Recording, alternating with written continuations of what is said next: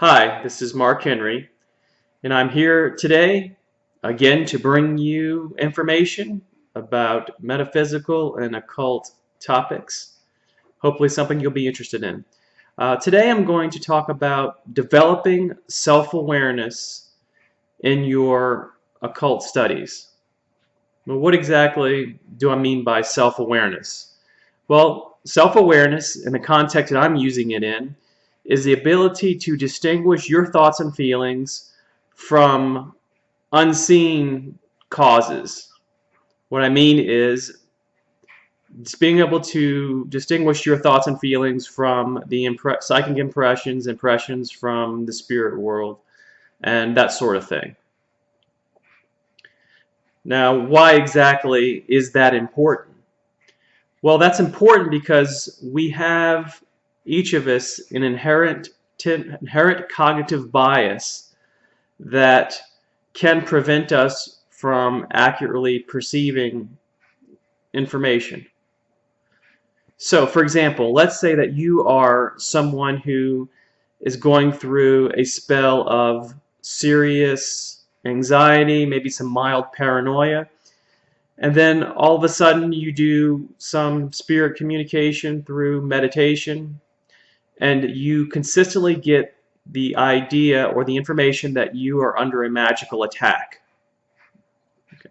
All right, so this is a good example of something that you should question.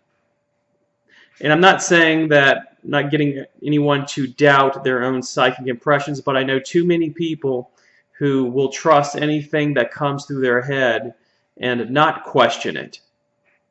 If you are going through a period where you're going through the anxiety and a little bit of paranoia and you keep getting that you're under a magical attack, I'm not saying to discount it automatically, but what I would do is to seek with other sources. So instead of just talking to spirit world, your spirit guides, whomever, instead go and do that and maybe do a divination, do your tarot, your runes, those sorts of things, and see what you come up with, to see if you come up with a consensus.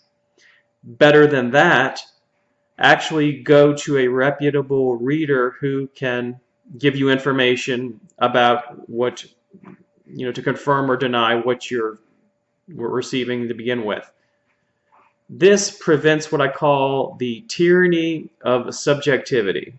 The tyranny of subjectivity is the fact that you're receiving information, and no matter how psychic it is, you still have to process it through your senses. And through those senses, there's always room for misinterpretation, errors. The fact of the matter is we are all human, and we still are using human brain and human perception. And this is the truth.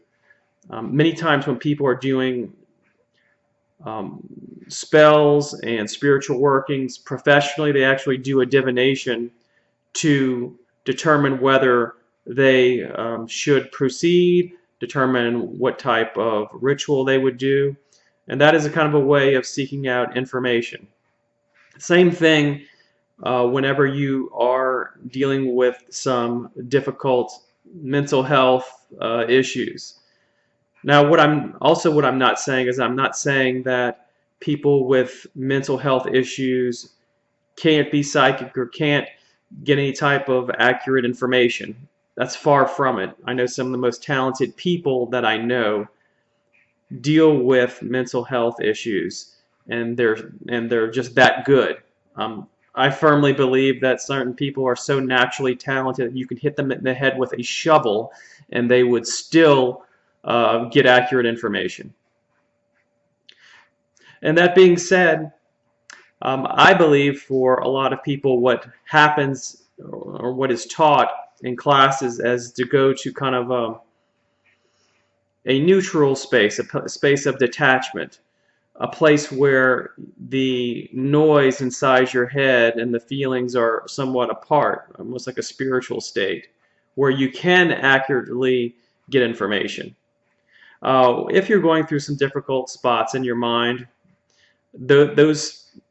that type of space, getting to that type of space can be difficult. And that's why if you are dealing with severe depression, severe anxiety, or even inattention, that if you cannot go to those spaces to get your information, then absolutely you should use other methods besides your primary one to verify the information.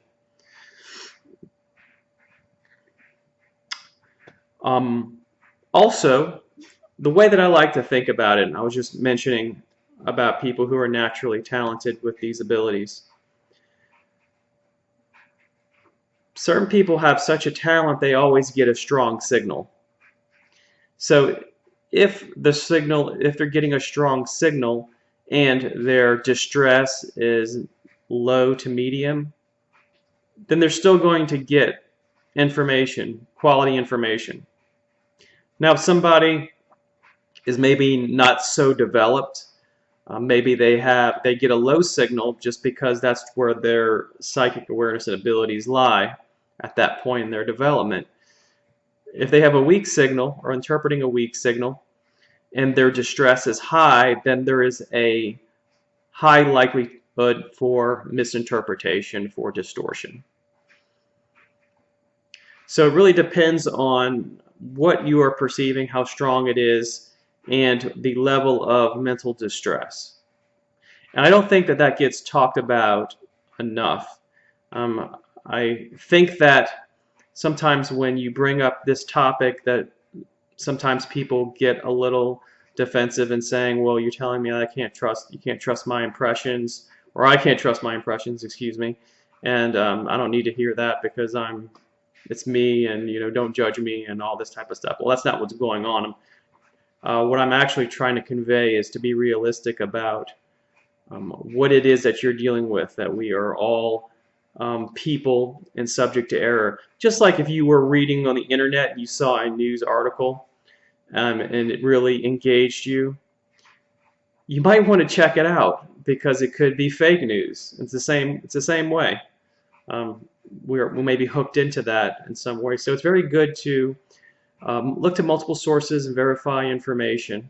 It's just so that you'll be able to have the right information, be able to take action upon. Anyway, thank you for listening to me. Please like and subscribe to my channel, and I hope to see y'all soon.